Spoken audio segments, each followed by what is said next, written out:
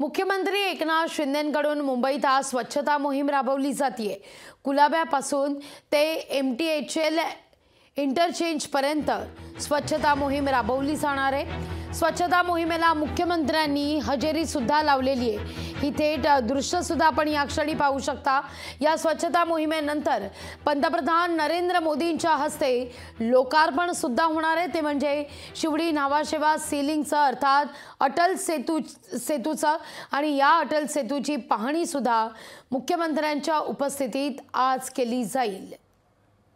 ही थेट दृश्य आपण पाहतोय। कुलाब्यामध्ये स्वच्छता मोहिमेला सुरुवात झालेली आहे।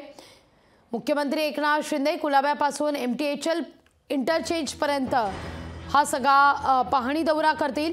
स्वच्छता मोहिमेला मुख्यमंत्र्यांनी आता सुरुवात केलेली आहे।